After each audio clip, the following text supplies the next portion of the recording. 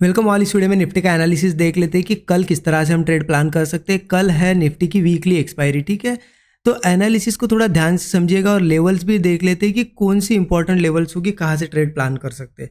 लेकिन उससे पहले देखिए, आज वेडनेसडे था। वेडनेसडे के अगर देखोगे, आज बैंक निफ्टी की एक्सपायरी भले ही थी, लेकिन निफ्टी यहाँ पे कहीं ना कहीं आपको दिख रहा है बिल्कुल एक छोटी सी रेंज में आज के दिन निफ्टी ने ट्रेड किया है। बिल्कुल छोटी सी रेंज में, बिल्कुल साइडवेज था, ठीक है। ऐसे दिन प्रॉफिट बना पाना बहुत ही मुश्किल होता है, इसलिए मैं हमेशा कहता हूँ ऐसे दिन सिर्फ आप लॉस से बच भी गए ना बहुत है। और अगर आप लेवल्स फॉलो करते हो, एनालिसिस को अगर फॉलो करते हो, तो ऐसे दिन बहुत बार आपने देखा है 95% टाइम या फिर 99 कह सकते हो कि जिस दिन ऐसा साइडवेज होता है और आप एनालिसिस को फॉलो करते हो तो लॉस से ज़रूर बचते हो। क्योंकि आज के दिन भी एनालिसिस को अगर फॉलो किया होगा तो आप लॉस से बच गए, क्योंकि आज हुआ गैप अप हुआ। मैंने आपको दो ही लेवल्स ऊपर के लिए बताई थी कल के दिन। एक लेवल थी यहाँ पे 24,300 की, ये लेवल मार्क करके दी थी, और एक लेवल थी 24,260 की। और एक चीज़ बहुत ही क्लियर, ये देखिए दोनों लेवल मैंने मार्क कर दी। अब मैंने आपको एक चीज़ क्या क्लियर कही थी कि मार्केट गैप अप अगर होता है और इन लेवल्स के आसपास ही ट्रेड करता है तो कॉल नहीं लेना है जब तक कि इन लेवल के ऊपर जाके मार्केट सस्टेन करके कोई ब्रेकआउट ना दे। हाँ ठीक है, मार्केट यहाँ ओपन हुआ, अगर ऊपर जाता इस लेवल के ऊपर 300 के ऊपर जाके सस्टेन करता और कोई ब्रेकआउट देता, तब जाके कॉल साइड का ट्रेड बनता। और पुट साइड के लिए हमने डिस्कस ही नहीं किया था, क्योंकि इतना बुलिश है मार्केट की, ऊपर लेवल पे पुट लेना मतलब बहुत रिस्की है। और आप देख सकते हो ना कॉल साइड का सही ट्रेड बना ना पुट साइड का ट्रेड बना। मार्केट यहाँ पे ओपन हुआ, रेजिस्टेंस के पास ओपन हुआ और गिर गया। हमने कल ही देखा था कि रेजिस्टेंस के पास डायरेक्ट गैप अप होता है तो मार्केट थोड़ा बहुत सेलिंग प्रेशर दिखा सकता है, क्योंकि देखिए इतना बड़ा गैप अप होना और गैप अप के बाद रेजिस्टेंस डायरेक्टली ब्रेक करना मतलब मुश्किल होता है मार्केट के लिए। तो यहाँ पे मार्केट रेजिस्टेंस फेस करता है। आपने देखा पूरा दिन भर यहाँ पे उसने रेजिस्टेंस फेस किया, ठीक है। यहाँ से नीचे आया, फिर ऊपर गया, फिर कोशिश की, लेकिन ब्रेक नहीं कर पाया। तो आज का दिन यहाँ पे टोटली अवॉइड वाला दिन था। हाँ, इसमें कुछ लोगों ने स्कैल्प भी किए, स्कैल्पिंग वाले ट्रेड किए हैं और कुछ ना कुछ प्रॉफिट बनाया है। देखिए स्कैल्पिंग मैं आपको इसके लिए हमेशा मना करता हूँ, मतलब मैं ज़्यादातर स्कैल्पिंग के बारे में बताता नहीं हूँ कि यहाँ ट्रेड लीजिए। छोटे ट्रेड के लिए मैं हमेशा आपको ना ही बोलता हूँ। मैं जब बड़े टारगेट, जहाँ 1:3 के ऊपर टारगेट मिले, वही ट्रेड आपको प्रीफर करता हूँ। क्यों? क्योंकि स्कैल्पिंग के लिए क्या होता है ना डिसिप्लिन बहुत ज़रूरी है। अगर बहुत पुराना ट्रेडर या फिर बहुत दिनों से ट्रेड कर रहा है, महीनों से ट्रेड कर रहा है और उसने डिसिप्लिन बना लिया है, वो अगर स्कैल्पिंग करे तो ठीक है। बिगिनर अगर करे तो बहुत ज़्यादा यहाँ पे हार्ड हो जाता है, मुश्किल हो जाता है ट्रेड करना। क्योंकि क्या होता है मैं आपको बताता हूँ। स्कैल्पिंग में ऐसे स्कैल्पिंग वाले ट्रेड ले सकते थे कि चलो नीचे आया, फिर हमारे लेवल के 260 के पास ही कंसोलिडेट कर और एक ब्रेकआउट आया, यहाँ पे ले लिया, फटाक से 1:2 वगैरह मिल गया, निकल गए। फिर से मार्केट धीरे धीरे कंसोलिडेट करते हुए आया और फिर इसी लेवल के आसपास देखो और एक ब्रेकआउट बना 260 के पास, ले लिया, फटाक से 1:1 1:2 जो भी मिला निकल गए। इस तरीके से फिर नीचे आया, जब इस लेवल के नीचे सस्टेन किया और ब्रेकआउट दिया। तो इसे कहते हैं छोटे छोटे जो ट्रेड होते हैं ना, जिनमें रिस्क रिवॉर्ड छोटा होता है, उसे कहते हैं स्कैल्पिंग वाले ट्रेड। मतलब छोटा सा ही एसएल लो, छोटा सा ही टारगेट लो, ठीक है। लेकिन इसमें दिक्कत यह है कि आपका डिसिप्लिन सही है तो ठीक है, अदरवाइज क्या होता है, आपने ले लिया कॉल, मार्केट नीचे आ गया, फटाक से निकल के पुट में घुस जाते हैं, फटाक से फिर कॉल में, पुट में, क्योंकि छोटे छोटे एसएल होते हैं ना, फिर हम मल्टीपल ट्रेड्स लेते हैं। और ऐसे में क्या होता है, जब ऐसा साइडवेज वाला दिन हो गया और अगर आपने स्कैल्पिंग कर ली और 10-12 ट्रेड मार लिए, तो होगा यही कि आपका लॉस पूरा होगा और इतना होगा कि कैपिटल भी वाइप आउट हो सकता है, ठीक है। इसलिए हमेशा स्कैल्पिंग के लिए आपको मना करता हूँ कि चलो ट्रेड लेना ही है तो अच्छी लेवल पे लो, कहीं सेटअप बने दो, बड़े टारगेट प्लान करो, 1:3 1:4, है ना। तो आई होप ये तो आज का दिन, चलो मैंने तो टोटली अवॉइड किया, मैंने कोई ट्रेड नहीं लिया क्योंकि मार्केट में ट्रेड बना ही नहीं, सेटअप ही नहीं बना जो हमने डिस्कस किया था। और इस लेवल पे तो रेंज बाउंड ही हुआ, ठीक है। तो रेंज बाउंड हुआ तो हमारा सेटअप नहीं बना, तो इससे हम आज के दिन वैसे कहे तो प्रॉफिट में ही है, क्योंकि हमने लॉस नहीं किया है, राइट। अब कल का दिन इंपॉर्टेंट है, कल है एक्सपायरी का दिन, ठीक है।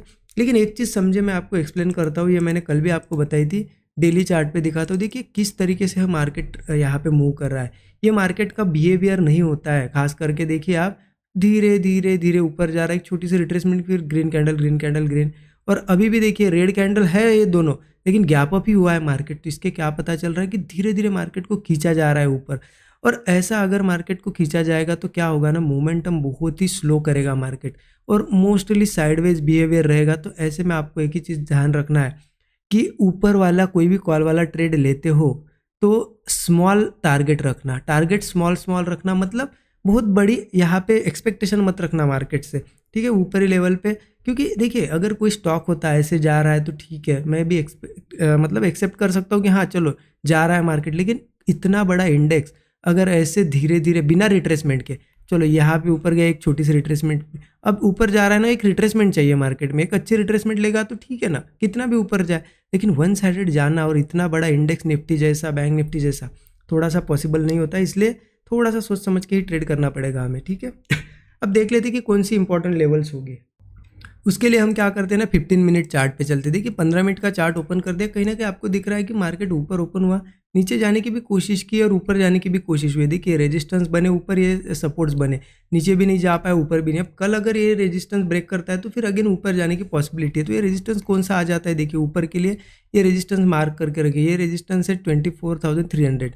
अब कल क्या होता है ना, मार्केट किसी केस में गैप अप हो या फिर यहाँ से जाए, इंपॉर्टेंट क्या है कि इस लेवल के ऊपर सस्टेन करे, इस लेवल के ऊपर सस्टेन करके कोई स्ट्रक्चर क्रिएट करके अगर ब्रेकआउट आता है तो कॉल साइड का ट्रेड बनेगा। स्टॉप लॉस ज़्यादा से ज़्यादा 20 से 25 पॉइंट बहुत हो गया, ठीक है। टारगेट 1:3 हमारा होगा पहला, मिनिमम टारगेट 1:3, क्योंकि ऊपर रेजिस्टेंस अगर बताऊँ मैं 24,300 के बाद 24,000 ये एक जोन आ जाएगा, 24,375 से 24,400, ठीक है, एक जोन आ जाता है। मैं क्लियरली लिख देता हूँ सो दैट आपको क्लियर समझ में आए। 24,400 एक 25 पॉइंट का जोन है, एक रेजिस्टेंस है, और अगर इसको भी निकालता है फिर मार्केट धीरे धीरे, देखिए मैं ऊपर के अब छोटे छोटे टारगेट्स बताऊंगा, छोटे छोटे रेजिस्टेंस, क्योंकि ऊपर जाएगा तो लालच आपको नहीं करना है।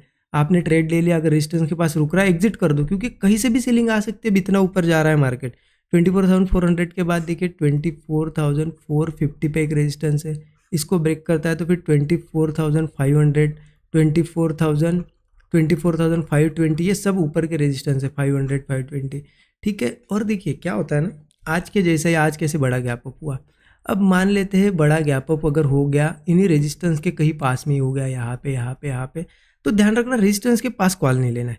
रेजिस्टेंस ब्रेक कर दिया मार्केट ने, फिर सस्टेन करके कोई ब्रेकआउट दे रहा है, फिर हमें पता है कि 400 से 450 तक एक टारगेट मिल सकते हैं, यहाँ एंट्री कर सकते हैं, लेकिन रेजिस्टेंस के पास मत करना, जैसे कि आज भी हमने अवॉइड किया, तो ऐसे अवॉइड करना है। क्योंकि क्या होता है, यहाँ से यहाँ मूव आना है तो वो आप कैच कर सकते हो, लेकिन डायरेक्टली अगर आ गया और वो रेजिस्टेंस ही टेस्ट कर गया तो क्या होगा, फिर वो थोड़ा बहुत नीचे भी आएगा वहाँ से।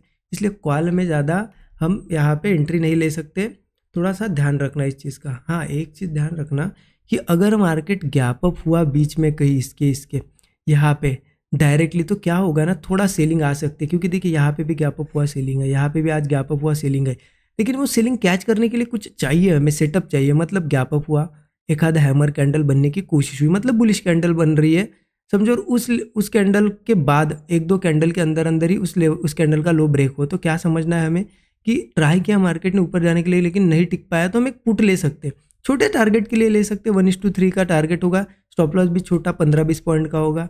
या फिर क्या कर सकते हैं हम ऐसी केस में, अगर ऊपर आया मार्केट, मान लेते हैं ऊपर कंसोलिडेट कर रहा है और फिर ब्रेकडाउन दे रहा है यहाँ से बीच में से कहीं, तो एक पुट ले सकते हैं, क्योंकि मार्केट ऊपर ओपन होगा तो एक रिट्रेसमेंट करेगा, और रिट्रेसमेंट में हम पुट लेके थोड़ा प्रॉफिट बना लेंगे, और रिट्रेसमेंट के बाद मार्केट अगर होल्ड करता है फिर 24,300 के बाद ऊपर और कोई ब्रेकआउट देता है तो कॉल लेंगे। इस तरीके से हमें प्लान करना है। देखिए हो सकता है मैं जो चीज़ें बता रहा हूँ वो थोड़ा आपको समझ में नहीं आया एक बार में, तो आप वीडियो को रिपीट देखिए, लेकिन अब ऐसी लेवल पे आपको बहुत ही सोच समझ के ट्रेड करना पड़ेगा, क्योंकि अगर नॉर्मल रेंज में रहता ना मार्केट तो मैं सीधे ही बता देता हूँ आपको कि चलो इस लेवल के ऊपर निकलेगा तो सीधा टारगेट, बड़ा टारगेट मिलेगा, इतने लेवल्स डिस्कस ही नहीं करता हूँ।